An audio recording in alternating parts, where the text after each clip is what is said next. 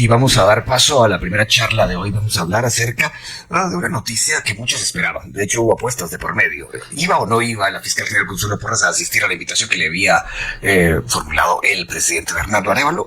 90-10 decían que no iba y aceptaron. Ese 10 perdió la apuesta.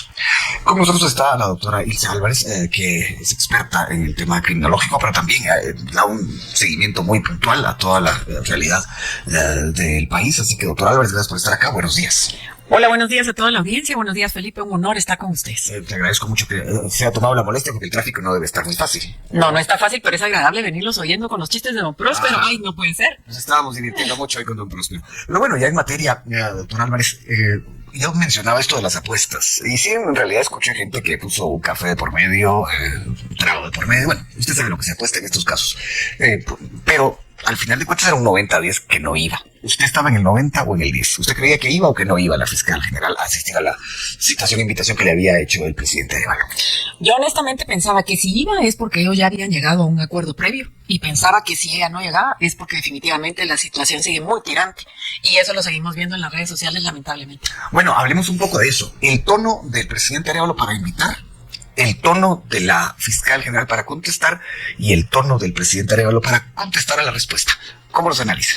Buenos días a todos. Bueno, Felipe, yo quisiera aprovechar a contar una parábola. La parábola es una historia que refleja un acontecimiento y que el ciudadano puede tomar su conclusión.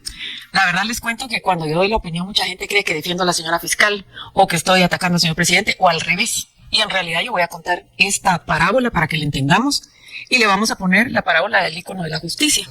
En realidad Guatemala tuvo en el año 2015 un ícono de la justicia que fue Telma Aldana. Y ella provocó la reforma de la ley del Ministerio Público porque antes el presidente podía destituir con muchísima facilidad al fiscal. Esto hacía que la fiscal tuviera temor al realizar sus funciones porque podía ser despedida para evitar las persecuciones.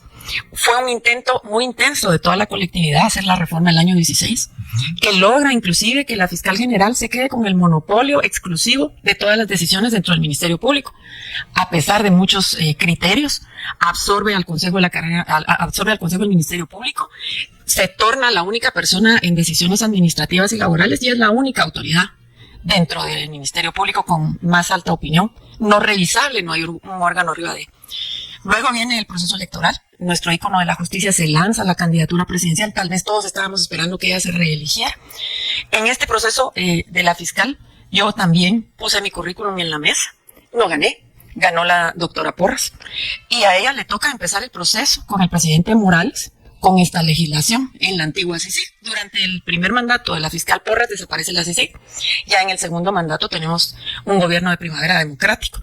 La pregunta del millón es, ¿el sistema tiene fe en que de verdad Telma Aldana, Francisco Sandoval, Gloria Porras, la fiscal Aifán, Miguel Ángel Gálvez van a regresar al país y podrían optar a la función de fiscal general? ¿Creerían que eso puede pasar?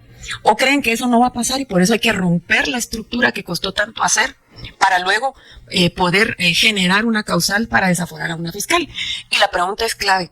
¿Creemos que el sistema funciona o vamos a estar haciendo leyes individualizadas dependiendo quién llega al gobierno? Bueno, la verdad es que hay opiniones, usted sabe, encontradas. En tal sentido, hay quienes dicen sí hay que hacerlo, hay quienes dicen no se debe legislar de manera casuística. Pero yo quisiera volver al origen de lo que estamos platicando, a ese análisis que usted como ciudadana y como abogada y como lectora permanente de la realidad del país puede hacer. Porque hubo un tono que usó el presidente Arévalo para invitar, hubo un tono ayer de la fiscal general para contestar y hay otro tono, digamos, ahí usted lo juzgará, del mandatario para decir no vino y la invito el lunes ya con un artículo de por medio, un artículo de la ley orgánica del Ministerio Público. Los tonos, ¿cómo los vio? Pues fíjense que a mí, digamos, no me gusta que primero se estén haciendo invitaciones a nivel comunicacional y que todo el mundo se entere, porque hay un desaire para el presidente, lo cual para mí deslegitima su función. En el momento en que alguien invita tiene la obligación de recibir, pero a quien es invitado no tiene la obligación de asistir. Derivado de estas reformas, no necesariamente hay una obligación de la fiscal de revelar casos, ni necesariamente el presidente la puede citar fijándole plazos. Yo mencionaba que esto lo puede hacer un juez. Un juez es el único que puede apercibir a un fiscal, fijarle plazos y hacerle requerimientos de información. El presidente, tal cual en su función constitucional, no, esto es un rezago de la Constitución original, donde el presidente nombraba a dedo al fiscal general, quien era el procurador general de la nación. Pero en la reforma del año 93, cuando se separan las funciones, el PGN sigue siendo designación directa del presidente, como lo hace con un ministro, igualmente lo remueve. Y en el caso del fiscal general, empezaron a través de su ley orgánica causales específicas de remoción, las cuales generaron la ley del Maldán en el 16 y el blindaje de la norma. Entonces, en este momento, no nos gusta, o sí nos gusta, ese blindaje existe. La idea es, ¿puede el presidente exigir, digamos, que se le rinda un informe, sí o no? Hay consecuencias si la fiscal no lo hace, tiene funciones legales que le permiten abstenerse de informar. Y esta es la pregunta que nosotros vamos a estar viendo en los medios en los siguientes días, porque esto se va a judicializar. Entonces van a ser las cortes las que nos van a contestar. Bueno, en este caso leo parte de este artículo 4, el tema de la coordinación. Dice: el presidente de la República podrá invitar a al fiscal general, no dice al fiscal general, para que participe en cualquier junta de gabinete o de ministros de Estado. En este supuesto, el fiscal general estará obligado a concurrir a la junta con voz pero sin voto. ¿Esto cómo hay que interpretarlo? Fíjense que ¿Qué es lo que también... dijo ayer el presidente? Sí, correcto. Fíjense que cuando ustedes leen el artículo 4 de la Ley Orgánica del Ministerio Público, que yo la tengo a la vista, van a ver que dice derogado párrafo 1 y 2 del expediente tal por la Corte de Constitucionalidad. Es decir, este artículo quedó cojo, no hay sanción. ¿Qué pasa si la fiscal no llega? La fiscal puede presentar una nota de excusa, señor, como lo hacen los ministros cuando lo llaman al Congreso, los diputados, porque este es un procedimiento de pesos, contrapesos y controles. ¿Qué puede hacer la fiscal? Excusarse. Señor presidente, mis atribuciones de despacho no me permiten atender su invitación. Ahí le mando al secretario de Política Pública. Ahí le mando.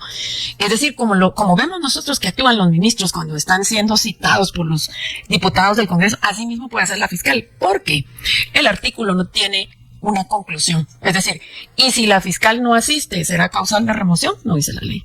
Y si la fiscal no asiste, ¿se le encausará por desobediencia? No dice la ley, porque la ley no establece que el presidente tenga una facultad administrativa sobre el fiscal general. Esto es lo que se eliminó de la ley. Por eso es que los ciudadanos tenemos que entender. Le vamos a apostar a que esta primavera democrática sí va a existir y van a haber condiciones para que regresen nuestros fiscales y opten a estas candidaturas y puedan ser nombrados con una ley que los blinde frente a un presidente. Y, por ejemplo, puede ser el caso de que regrese la fiscal Paz, la doctora Paz, y quiera volver a ser fiscal. Y llenamos la nómina de 6 con personas impechables. Importante, antes de la pausa, en caso de renunciar el fiscal Consuelo Porras, hay una lista que queda pendiente, que es de donde tendría que escoger el presidente. Y aquí también quiero advertir, eso es parte de los controles, los pesos y contrapesos que tenía la Constitución. Los gobiernos son cruzados. El presidente Yamatei le deja electo el PGN y la fiscal general al gobierno que viene. ¿Por qué? Porque esto es parte de los procesos cruzados de control que establece la Constitución. Es decir, el presidente entrante no pone a la fiscal, trabaja con la que está, porque es parte de que este sistema se autocontrole, se autolimite, se autogestione. Está diseñado de esa manera, controles cruzados de gobiernos cruzados. No está diseñado, por ejemplo, igual que la Corte de Constitucionalidad, en periodos similares, son periodos quinquenales. Los del presidente son cuatrianuales, los de la fiscal son cuatrianuales con periodo cruzado.